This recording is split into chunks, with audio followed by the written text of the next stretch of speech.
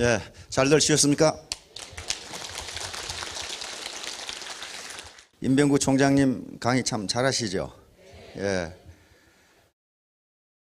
그러면서 리더십에 대해서 앞에서 떠드는 게 리더십이 아니고 혼자라도 이런 석세스나 또는 원데이 이 세미나에서 앉아 있을 수 있는 힘, 그게 리더십이다, 이렇게 말씀을 하셨는데 굉장히 새로운 시각에서 보신 것 같아요. 그게 셀프 리더십이거든요. 그러니까 이런 데 와서 앉아 계시는 게요, 쉬운 일이 아니에요. 그런데 왜 우리 임병구 총장께서 여기 와서 매주 또는 매월 와서 강의를 들으라고 말씀하시냐면, 학자들의 연구에 의하면 72대 1의 법칙이라는 게 있어요. 72대 1의 법칙.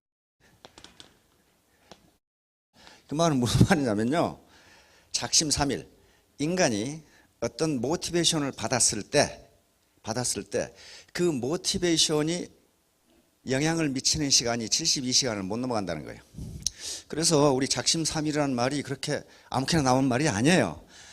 그런데 이 72대 1의 법칙은요, 학자들의 연구에 의하면 자기가 하겠다고 마음먹은 것을 72시간 내에 행동으로 옮기지 않으면 그것이 성공할 확률은 1%도 안 된다예요.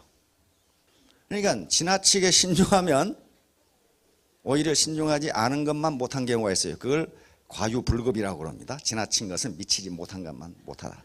그것은 같다는 얘기인데. 자, 그래서 자신을 이기는 게 가장 중요합니다. 자신을 아는 게 가장 중요하고 도덕경에 있는 이야기입니다. 전에 제가 말씀하셨죠. 지인자 지라고 그랬어요. 요 사람 인자는요, 고전에서 사람 인자는 다른 사람을 이야기합니다. 나는 자라 그러고 다른 사람은 이라 그래요. 그러니까 다른 사람을 아는 것은 어떻다? 지혜로운 사람이다. 다른 사람 잘 모릅니다. 10길 물속은 알아도 한 길 사람 속은 모른다 그러잖아요. 그러니까 내 스폰서는 어떤 분이다, 내 파트너들은 어떤 분이다, 이걸 아는 것은 지혜로운 겁니다. 이걸 모르니까 어때요? 맨날 싸우죠. 맨날 싸운단 말이에요. 그러면 다른 사람 아는 것보다 자기를 아는 게 어때요? 더 어렵죠. 나는 나를 잘 알아. 에이, 잘 몰라요. 나도 고일을 살았는데도 잘 모르겠어, 내가 어떤 사람인지를. 그러니까 자신을 아는 사람은 어떤 사람이 있어? 현명한 사람이다. 자, 지자, 명. 자기를 아는 것은 현명한 사람이에요. 현명한 사람. 자기를 아는 게 어려우니까 그렇죠. 그 다음에 승인자 유력 그랬어요. 그러니까 다른 사람을 이기는 사람은 힘이 있는 사람이다. 힘이 없는 사람이 다른 사람을 어떻게 이깁니까? 근데 여기서 힘이라는 것은 완력만을 의미하는 게 아닙니다. 도덕적 힘이라든가 이런 것들, 좀 권위 또는 지식의 힘도 전부 힘입니다. 힘이라는 것은 내가 의지하는 대로 상대방이 행동하도록 하는 것을 힘이라 그래요. 완력은 내가 의지하는 대로 상대방이 안 하면은 두들겨 패든가 강제로 하게 하는 게 완력이에요. 그렇죠? 또는 내가 의도하지 않은 바를 상대방이 하지 못하도록 하는 것, 이것도 힘이거든요. 예를 들면 우리 김수환 주기영이 뭐 권투를 잘했습니까? 힘이 셉니까? 씨름 선수입니까? 그러나 그분의 한 말씀, 행동은 많은 사람에게 행동을 바꾸게 만들어요. 그렇죠? 그렇다면 그분이 유력한 사람이거든요. 힘이 있는 사람이에요. 그 다음에 마지막으로 자승자 강 그랬거든. 그러니까 이 자기를 이기는 사람이 강한 사람이에요. 자기를 이기는 사람이 강한 사람. 내가 왕년에 뭐가 됐건 또 이 답답한 이 좁은 환경에서 오래 참을 수 있는 그 힘, 그게 자신을 이기지 않으면 안 되거든요. 그래서 자기를 이기는 사람이 가장 강한 사람인데, 그래서 이제 뭐라고 되어 있냐면 강자존 그렇게 되어 있어요. 강한 자가 살아남는다. 그러니까 자기를 이기는 사람이 살아남는다. 야, 파란 눈과 갈색 눈, 파란 눈이 이뻐요? 갈색 눈이 이뻐요? 다음 비춰줘 보세요. 자, 정보와 신호 해석과 선택. 이제 돈을 버셨으니까 두뇌 소풍이라는 개념이 있는데요. 그러니까 창의성을 개발하는 데 있어서 또는 기발한 아이디어를 또는 어떤 지루함을 달래는 데서 두뇌 소풍이라는 개념이 있습니다. 그 말은 어떤 한 문제에 대해서 계속 문제가 안 풀리고 그걸 고민하고 생각하다 보면은 창의성이 안 나온다는 거예요. 그래서 우리가 공부를 하다가 또는 집에서 뭔가 연구를 하다가 또는 일을 하다가 이 무일이 잘 안 풀리고 아이디어가 안 나오면 등산을 가든가 수영을 하든가 운동을 합니다. 그러니까 그 일을 잠깐 잊어버리는 거예요. 잊어버리면 느닷없이 생각이 나요. 경제학이라는 학문이 있는데요. 사회과학에서 노벨상이 있는 학문은 경제학밖에 없습니다. 그렇죠? 노벨 정치학상 그런 거 있어요? 그거 없어요. 노벨 경제학상만 있어요. 그래서 경제학을 사회과학의 어머니다 그렇게 이야기합니다. 제가 그렇게 이야기한 게 아니고 학자들이 그렇게 얘기해요. 그래서 거기에 노벨상이 있어요. 노벨상은 학문인 것에만 줍니다. 그러니까 학문으로서 명확하게 돼 있어요. 다른 정치학은요, 학문으로 정립하기가 상당히 어려워요. 예를 들면 부시가 이라크를 침공할 것인가 말 것인가 그걸 학문적으로 어떻게 증명을 합니까? 부시한테 물어봐야지. 그렇죠? 부시한테 물어봐야 돼요. 그리고 부시가 침공한다 그랬다가 그 이튿날 자고 일어나 보니까 마음이 바뀌어서 안 하면 또 그만이에요. 그래서 그것은 어떤 명확한 과학으로 성립하기가 힘들어요. 근데 경제학은 명확하게 과학적으로 증명이 됩니다. 그러면 경제학이라는 게 어떤 학문이냐? 여러 가지 경제학에 대한 정의가 복잡하게 있는데 딱 한마디로 뭐냐면 선택에 관한 학문입니다. 선택. 우리의 선택 행위라는 것이 전부 우리가 삶의 과정에서 나타나는 경제 현상이에요. 내가 나를 어떻게 선택하냐 하는 문제거든요. 자, 그러면 다음에 이제 이쪽으로 넘어갑시다. 자, 이런 강의를 하고 애터미 와석이 앉아서 듣고 하는 것은요, 단순히 강의 내용을 전달받는 게 아니고 어떤 신호를 받는 겁니다. 우리가 사람의 말하면서 페이스 투 페이스로 말하면서 사람의 모습이라든가 얼굴 표정을 보면 요놈이 거짓말하는지 정말로 얘기하는지 금방 알아요. 그렇잖아요. 말은 그럴듯하게 하는데 그 얼굴 모습 보면 사기꾼 냄새가 팔팔 흐르는 놈이 있어요. 이게 신호란 말이 시그널이에요. 그 시그널을 해석할 수 있어야 돼요. 만약에 여러분들이 어떤 사업 설명회, 애터미가 아니라 하더라도 사업 설명회 갔을 때 우리 회사는 형편없는 회사니까 오지 마세요. 우리는 주로 사기로 먹고 삽니다. 그런 회사가 있어요? 없어요. 말은 기가 막히게 한단 말이에요. 금방 무슨 벼락부자가 될 것처럼 하는데, 그래서 여기 와서 보시라는 게 말하는 사람들의 얼굴 표정을 보고 눈빛을 보면 진실성을 가지고 얘기하는 건지 사기치는 건지 아셔야 된다 그 말이에요. 그걸 모르면 하는 수 없어요. 그 선택은 자기가 하는 거니까. 그래서 예를 들면 여기에 지금 신호, 난 세상에 신호등이 이렇게 생긴 신호등은 내 처음 봤어요.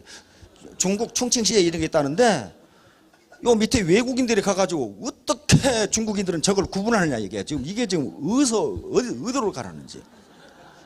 그런데 신호를 안 지키면 이렇게 됩니다. 그렇죠? 자, 신호라는 건요, 우리 교통신호등 있죠? 거기에 빨간불, 초록색 불, 노란불, 그리고 화살표 있단 말이에요. 그런데 빨간불을 켜면 우리 대한민국에서는 멈춰라. 파란불을 켜면, 초록불을 켜면 가라. 화살표가 있으면 그쪽으로 가라. 노란불은 주의해라. 경계. 이런 거 말이에요. 그런 신호를 보냈는데 어떤 고집센 사람이 나는 못 믿어. 빨간불 너나 지켜라 이 자식아. 나는 못 믿어. 간다. 파란불 나는 못 믿어. 서 있을 거야. 신호를 받아들여서 해석하고 그게 선택이거든요. 행동에 옮깁니다. 그랬을 때에 어떤 신호를 보냈는데 또 어떤 신호를 캐치를 했는데 그것을 믿지 않는다거나 또는 다른 방법으로 해석하게 되면요 반드시 사고가 나요. 자, 젖소와 독사. 그러니까 같은 정보라도 애터미에서 전하는 같은 정보라도 어떤 사람은 영감을 받고 여기서 희망을 발견하고 성공의 길로 가는 사람도 있고 어떤 사람은 전혀 무덤덤하거나 또는 다단계 사기꾼이라고 생각할 수도 있거나 그 선택, 의사결정은 자기 마음대로예요. 여기에 우리 속담에 똑같은 물이라도 젖소가 먹으면 젖이 되지만 독사가 먹으면 독이 된다는 말이 있습니다. 이것은 모든 사물 또는 모든 물건의 측면에는 양면성이 있기 때문에 양면성이 있으니까 그걸 자기가 선택해서 행동에 옮기라는 거거든요. 예를 들면 같은 칼이라도 강도가 들면 그건 흉기가 됩니다. 그러나 주부가 들면은 요리 도구가 되고 조각가가 들면은 예술 작품을 만드는 도구가 됩니다. 용도를 어떻게 하느냐에 따라 달라져요. 같은 혀라도 맨날 욕이나 하고 비난이나 하고 부정적인 말만 하면은 그 혀는 나쁜 것이고, 칭찬하고 긍정적인 말을 하고 남을 배려하는 말을 하면은 그 혀는 좋은 거예요. 그러니까 혀 자체가 바뀐 건 아니란 말이에요. 같은 물건이라도 주는 대상에 따라서 뇌물이 되기도 하고 선물이 되기도 한단 말이에요. 결론적으로 얘기하면요, 돈을 벌 수 있는 세 가지 비법이 있는데 그 비법만 알면은 돈을 법니다.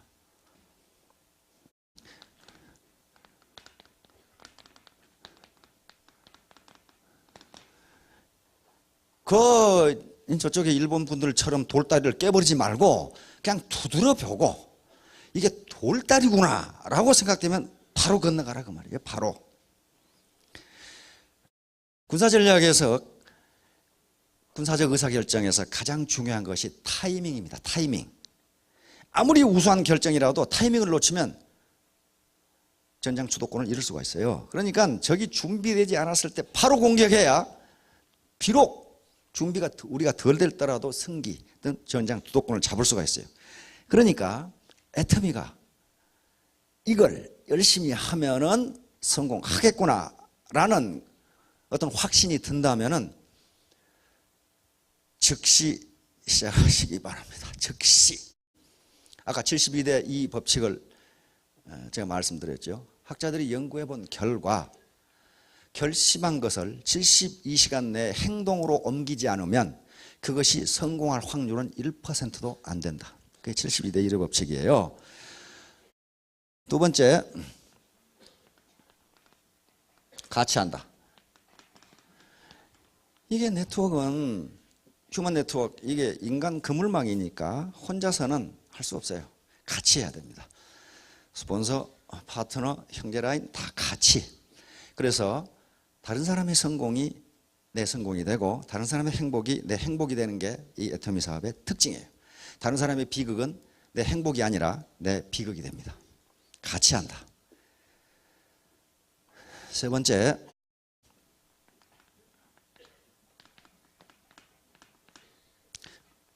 성공할 때까지 한다.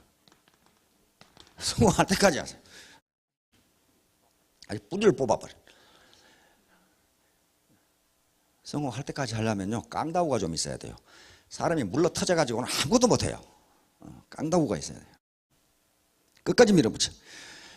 즉시 시작해서 같이 하고 그리고 성공할 때까지 하면은 모든 사람이 성공할 수 있습니다. 그러나 저걸 지키지 않으면 성공 못해요. 자, 결론이 벌써 나왔는데, 제인 엘리어트 실험입니다. 미국의 저명한 인사 중에 한 분이고, 미국의 이 민주주의 그리고 인종차별주의를 철폐하는 데 가장 크게 공헌한 분 중에 한 사람입니다. 제인 엘리어트 선생님인데, 여기 마틴 루터 킹 목사입니다. 자, 다음. 자, 이 세 아가씨가 있는데, 파란 눈 아가씨, 여기 갈색 눈 아가씨인데 어떤 아가씨들이 머리가 좋게 보입니까?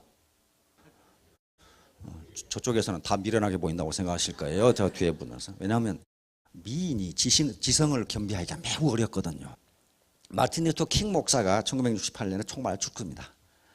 그 마틴 루터 킹 목사 생일날인가 미국 국경일이죠. 미국의 아주 인종차별 철폐에 크게 공헌한 양반이에요. 그런데 이 양반이, 제인 엘리어트가 아이오와주의 초등학교 3학년 선생님이었어요. 근데 그날 킹 목사가 교실에 들어가니까 꼬마가 물어봐요. 그 킹이란 자가 왜 총 맞아 죽었습니까? 1960년대는요, 흑인은 거의 사람 취급을 안 했어요. 동양인도 거의 사람 취급 안 했습니다. 굉장히 미국에서 이 인종차별이 심했던 때예요. 그래서 이 제인 엘리어트 선생님은 이걸 뭐라고 설명해 줘야 되느냐. 이 어린이들에게 인종차별의 큰 이 본질이 무엇인지를 설명해 줘야 되겠다.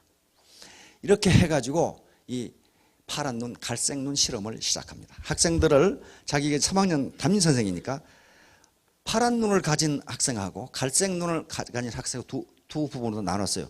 미국 애들 보면 파란 눈이 있고 또 갈색 눈이 있고 그래요. 그래 놓고 뭘 하겠냐면은 학자들의 연구에 의하면 갈색 눈을 가진 사람이 파란 눈을 가진 사람보다 머리도 좋고 공부도 잘하고 성격도 좋고 다 좋다. 다시 말하면 파란 눈은 유전적으로 열성이다. 이렇게 얘기를 했어요. 그리고 갈색 눈을 가진 꼬마들에게 파란 눈을 가진 저 꼬마들한테 개목걸이를 하나씩 걸어줘라. 그래가지고 이 헝겊으로 개목걸이를 전부 걸어줬어요. 이놈들은 열등한 놈들이다. 그래 놓고 영리한 갈색 눈을 가진 학생들을 앞에 앉히고 열등한 파란 눈을 가진 학생들은 뒤에 앉히고, 그리고 점심시간에도 갈색 눈을 가진 학생들이 먼저 먹고 더 마음대로 갖다 먹도록 하고 저놈들은 나중에 먹게 하고, 휴식시간도 갈색 눈을 가진 꼬마들한테 더 많이 주고 이놈들은 조금만 주고,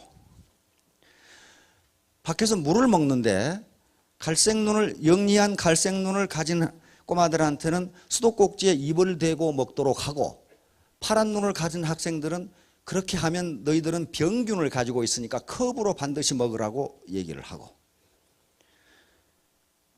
그 다음에 갈색 눈을 가진 학생들에게 너희들 저놈들은 열등한 놈이니까 친구로 사귀지 마라 그렇게 얘기했어요.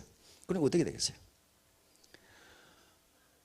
너놈들이 계속 항의를 하는 거예요. 그 과학적 근거가 어디 있냐 이거야. 그래서 엉터리 과학적 근거를 얘기해 줍니다. 학자들의 연구에 의하면 멜라닌 색소가 IQ를 결정한다고 한다. 그래서 갈색 눈을 가진 학생들은 멜라닌 색소가 많기 때문에 머리가 매우 좋다. 너희들은 안 그렇다. 그래 형 꼬마들이 이제 과학적 근거까지 나왔잖아요. 그래가지고 절망 상태가 됩니다. 그런 다음 시간이 어느 정도 지난 다음에 산수 시험하고 읽기 시험을 봤는데 갈색 눈을 가진 학생들의 성적이 월등하게 높아요. 여기는 형편없어 성적이. 그런 다음 시험을 본 다음에 그 다음 날 뭐라고 또 했냐면은 내가 착각을 했다. 과학자들의 연구 결과를 보니까 파란 눈을 가진 학생이 더 영리하다는 걸 내가 깜빡 잊고 바꿔서 이야기했다. 그래서 그 개목걸이를 여기다 걸어줘라. 여기다 걸어줘라. 동시에 또 아까 했던 차별을 그대로 했어요. 이놈들은 뒤로 가라고 앞으로 앉히고, 점심시간에 이놈들은 계속 갖다 먹게 하고 이놈들은 못 먹게 하고, 새 장난감과 공이 나오면 파란 눈 학생들 주고 너희들 나중에 다 갖고 놀면 놀아 그러고 이렇게 했단 말이에요. 그래 놓고 다시 산수 시험과 읽기 시험을 봤더니 성적이 이쪽이 훨씬 좋아. 여기는 확 떨어져 성적이. 요건 제인 엘리어트 여사는요 무슨 심리학을 전공한 사람도 아니고 단지 초등학교 선생인데 이런 실험을 했어요. 이게 아주 역사적인 실험이 됩니다. 그러니까 아무 근거도 없이 인간을 구분해서 너는 열등한 놈, 너는 못한 놈, 너는 바보 이렇게 해버리면 그 사람이 진짜 바보가 된다는 거예요. 아무 근거도 없이. 그러니까 멜라닌 색소가 그렇게 된다 그렇게 보면 그렇게 된다는 거예요. 그게 이것이 방송에 나가면서 이제 미국에 아주 두 파로 갈라가지고 난리 법석이 일어납니다. 이제 백인 우월주의자들은 네가 뭔데 우리 백인 어린이들에게 그런 잔인한 행동을 하느냐 말이야. 그 다음에 이쪽 인종차별주의자들은 계속 용기를 주고, 그래서 다른 학자들이 그럼 국민학교 꼬마 말고 다른 성인이나 청소년 그 다음에 어른들은 어떠냐 실험했더니 똑같이 결과가 나와요. 너는 바보, 너는 선천적으로 유전적으로 너는 머리가 나쁜가 봐 뭐 이런 식으로 하면 그놈이 진짜 바보가 되더라는 거예요. 그러니까 인간이 과학적 근거도 없이 인위적으로 무언가를 결정해 놓으면 그대로 된다는 거예요. 이거 자니 카슨 많이 아시죠? 대표적인 MBC의 토크쇼 진행자입니다. 자니 카슨 쇼에 이 초등학교 선생님이 출연을 하면서 미국 전국으로 이제 뻗치고 영화화되고 영국으로 나가고, 그 다음에 오프라 윈프리 아시죠? 최고의 쇼였거든요. 그래서 오바마 대통령 부처가 이제 이렇게 이게 오프라 윈프리 쇼에 한 번 출연한다는 게요. 보통 인물은 거의 출연이 불가능합니다. 그런데 제인 엘리어트 여사는 여기 5번을 출연했으니까 얼마나 이게 미국 사회에 큰 충격을 주는지는 알 수가 없어요. 그런데 이 실험들이 이미 피그말리온 효과라든가 자기 충족적 애언이라고 한 것이 있는데 그걸 증명해 준 거예요. 이 제인 엘리어트는 그걸 증명하기 위해서 한 게 아니에요. 그러니까 인간은 그렇게 되리라고 믿으면 그렇게 된다는 게 자기 충족적 애언이라고 피그말리온 효과거든요. 학자들이 수많은 학자들이 나타나서 이걸 실험을 했는데 다 맞아. 인위적으로 갈라놓으면 그대로 그렇게 되더라. 문제는 뭐냐 하면은 나 자신을 내가 어떻게 생각하느냐 하는 것이 가장 중요해요. 그렇죠? 나 자신을 내가 어떻게 생각하느냐. 나 자신을 내가 형편없다고 생각하면 형편없는 사람이 되더라 하는 거예요. 되더라. 그리고 지금 역사적으로 성공한 분들이 그런 분들이 많아요. 처음에는 자기를 형편없다고 생각했다가 나중에 어떤 계기에 번쩍하고 아니 나라고 못할 게 뭐가 있느냐 이렇게 마음이 바뀌면서 성공한 사람들이 굉장히 많아요. 대표적인 인물이 폴 마이어라고 하는 미국의 거부가 있죠. 기업을 40개 거느리고 있는. 그냥 많이 노숙자였어. 노숙자였는데 집이 가난해가지고 렌트를 못 내가지고 길거리에 쫓겨나가지고 노숙자가 하고 있는데 어느 날 길거리에 자빠져 자고 있는데 그냥 벤츠가 씩 지나간 거야. 기분 나쁘게. 그래 깜짝 놀래가지고 일어나가지고 아니 세상에 태어나서 어떤 놈은 벤츠를 타고 다니는데 나는 길거리에서 깡통 들고 걸식이나 하고 말이야. 이 뭐냐 말이야. 내가 벤츠를 타지 말라는 법이 어딨냐 이렇게 생각한 거예요. 갑자기 이게 바뀐 거예요. 이게. 그래가지고 단 1년 만에 백만장자가 돼. 27에 백만장자가 됩니다. 그러면서 이 말이 최종 결론적으로 하는 말이 attitude is everything 그랬단 말이에요. attitude is everything. 마음가짐. attitude는 태도죠. 태도. 마음가짐입니다. 마음가짐이 전부다. 내가 부자가 되겠다. 내가 성공하겠다고 하는 굳은 결심이 없이는 성공할 수 없다. 그런 얘기예요. 거기에 무슨 폴 마이어가 무슨 그 뒤에 뭐 학교를 다녔다거나 무슨 어디서 뭐 융자를 받았다 그런 게 전혀 없어요. 나는 반드시 성공해서 벤츠를 타겠다. 그 말밖에 없었어요. 그래서 27에 백만장자가 되면서 기네스북에 등록하게 됩니다. 요 피그말리온 효과라고 하는데 이 사이프러스에 피그말리온이라고 하는 조각가가 있었어요. 조각가가 있는데 이 젊은 조각가가 아가씨들을 싫어해. 왜냐하면 아가씨들이 아프로디테를 홀뜯었다가 창녀로 살다가 바위가 되어버린 사건이 있어가지고 그래서 신화입니다. 신화니까 그렇게 되는 거예요. 그래서 자기가 조각가인데 자기가 대리석으로 아가씨 조각을 해놨는데 아주 지가 봐도 이뻐. 저 아가씨가 저 조각상이 내 마누라라면 얼마나 좋을까. 사진 보세요. 고민하고 있죠. 또 하트 디자이어. 저 조각상이 내 마누라라면 얼마나 좋을까. 더 하트 리프렌스. 계속 아이고 정말 내 마누라라면 얼마나 좋을까. 그러니까 미의 여신 아프로디테, 로마 신화에서는 비너스입니다. 비너스가 나타나서 이 조각상에게 생기를 불어넣으면서 조각상이 사람으로 변합니다. 여기에 장미가 놓여 있는데요. 항상 이 그림에 장미가 놓여 있으면 미의 여신 아프로디테, 비너스가 왔다 갔다 하는 증거로 이렇게 그려놓습니다. 비너스가 장미거든요. 그래가지고 피그말리온의 사랑을 열렬히 키스를 받아줍니다. 조각이 사람으로 변한 거예요. 이런 예술 작품이 무수히 많습니다. 이게 갈라테아라는 여인이고 무지무지 이쁜 여인이죠. 이게 전부 갈라테아하고 피그말리온, 갈라테아, 피그말리온. 자, 그러니까 이 신화는 뭘 의미하냐면 간절하게 원하면, 간절한 마음이 있으면 그 뜻이 이루어진다. 요건 그 뒤에 학자들과 성경 말씀에는 더 많이 나와요. 믿는 대로 이루어진다. 그것은 믿는 대로 이루어진다. 믿는 대로 이루어질 것이다. 그게 아니고 창조주께서 내가 세상의 법칙을 믿는 대로 이루어지도록 만들어 두었다. 그 말이에요 지금. 그걸 단지 하버드 학자들이 증명한 것뿐이라고요. 지금 피그말리온 효과, 자기 충족적 애언이라는 게. 자기 충족적 애언이라는 것도 뭐냐 하면은 그렇게 되리라고 믿으면 그렇게 된다. 그렇게 되리라고 믿으면 그렇게 된다. 좀비란 말 어디서 들어보셨죠? 부두교라는 이 정령신앙, 저기 IT, 그 다음에 미국의 남부 뉴올리언스에 있는 신앙인데요. 거기에 사제, 그러니까 이 마술사가 영혼을 빼버린 인간을 좀비라고 부릅니다. 영혼을 빼버린 인간이니까 뭐예요? 살아있는 시체야. 살아있는 시체. 이 좀비는 마술사가 시키는 대로 한단 말이에요. 시키는 대로. 아무 자기 의지가 없어. 아무 생각도 없고 영혼을 빼버리니까. 그 좀비는 마술사의 노예거든요. 마술사의 노예예요. 그러니까 사기 다단계 판에 가서 지금 폐가 망신한 사람들이 전부 좀비예요. 자기 생각이 없어. 조금만 생각해 보세요. 우리나라 지금 이자율이 4%도 안 되는데 1년에 150%씩 이자를 준다는 그 기업이 그게 사기지. 그게 정상이냔 말이에요. 좀비가 아니고서는 그게 맞다고 생각할 수가 없어요. 그래서 좀비가 되어서는 절대 성공할 수 없다. 여기 지금 일본 리더들이 와 계시는데 일본 경제를 좀비 경제라고 이야기합니다. 일본이 엄청난 잠재력과 파운데이션을, 펀더멘탈을 가지고 있는데 일본 경제를 좀비 경제라고 이야기하는 건 국제 금융 전문가들이 그렇게 붙인 거예요. 왜냐하면요, 일반적으로 국가가 거시 경제 정책을 하는데 그 수단은 두 가지입니다. 하나는 재정 정책이고 또 하나는 금융 정책이에요. 이 두 가지를 가지고 국민 경제를 움직인단 말이에요. 그런데 금융 정책의 이 수단이 되는 게 또 뭐냐면 이자율입니다.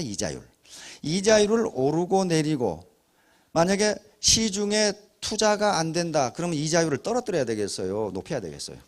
떨어뜨려줘요. 떨어뜨려주면은 소비가 늘고 투자가 늘게 돼 있어요. 은행이 예금해 봤자 뭐 이자가 뭐 별 나오지도 않는데 거기 은행에 잘 예금을 안 넣는단 말이에요. 그러면 투자가 늘고, 투자하는 기업은 이자가 싸니까 빌려서 투자하면 되죠.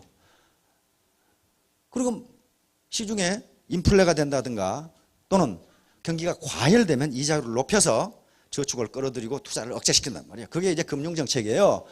그런데 일본의 이자율은요, 2003년에 0%로 떨어졌어요. 그러니까 이자율을 움직여가지고 경제 활성화를 시킬 수 있는 방법이 하나도 없어요. 일본의 경제는요, 이자율이 완전히 무력하게 돼버린 거예요. 그래서 지금 새 정부가 들어서가지고 이자율을 움직일 수가 없으니까 지금 뭐 하고 있어요? 돈을 사정없이 찍어가지고 막 내버려. 이걸 양적 완화, 퀀타티브 이징, 미국도 그렇게 했죠. 이자율을 오르락내리락 할 수가 없어. 이게 이자율이 0%인데 이자율을 마이너스로 할 수는 없잖아요. 돈 맡긴 놈은 돈 내고 맡겨라. 그게 뭐야 그게. 그러면 자기 집에 놔둔 게 낫지. 그렇잖아요. 은행에 돈 맡기려면 이자를 내고 맡겨라. 그렇게는 안 된단 말이에요. 이자가 마이너스는 될 수가 없어요. 그러니까 오직 방법은 돈을 양적 완화, 돈을 사정없이 시중에 풀어내는 길밖에 없어요. 자, 그러게 되면 어떻게 되냐면은 지금 일본이 문제인데, 이게 국민소득을 Y라 그러면 국민소득은 어떻게 결정되느냐 하면요, 이것에 의해서 국민소득이 결정됩니다. 이건 C는 소비예요. 소비. 자, 소비가 많으면요 경기가 호황이 됩니다. 그래서 항상 우리 정부에서 발표할 때 소비자 소비가 증가했다 떨어졌다 이걸 계속 발표하는 게, 우리가 한 달에 번 것 중에서 국민들이 평균적으로 80%를 소비합니다. 그러니까 소비가 차지하는 비중이 가장 커요. 70 내지 80%를 소비하거든요. 소비, 이건 투자입니다. 투자, 기업의 투자. 우리가 생산한 걸 투자하면 거기서 또 소비가 일어나죠. 고용이 창출되고. 이것도 안 되고 이걸 민간 지출이라고 그러고 정부 지출이라고 그러는데, G는 정부 지출이에요. 민간이 소비도 안 하고 투자도 안 해. 그럼 누가 해야 돼? 정부가 해야 돼. 정부가 돈을 찍어서 사정없이 투자를 한다. 이게 정부 지출이에요.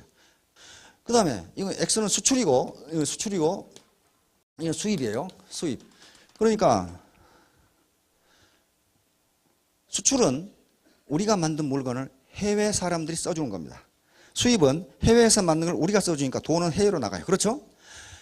그런데 일본이 지금까지 경제가 버틴 게 이게 항상 플러스였는데 이게 마이너스로 돌아섰다 그 말이에요. 해외 사람들이 일본 물건을 많이 써주지 않는다. 저 가지고 경제를 버텼는데, 그러면 어떻게 해야 됩니까? 어떻게 해야 돼요?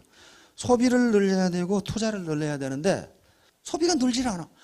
그러니까 우리처럼 사정없이 벌어서 사정없이 쓰는 게 굉장히 좋아요. 국가 경제 면에서는. 아무튼 정조대왕 아시죠? 정조대왕의 아버지가 사도세자고 그 아버지가 영조대왕입니다.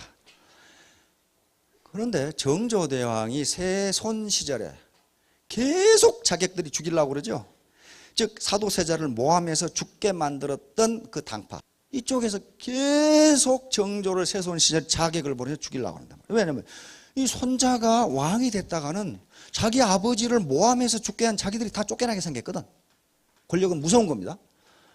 그런데 이 정조를 보호해 준 사람이 홍구경이라는 사람이에요. 홍구경.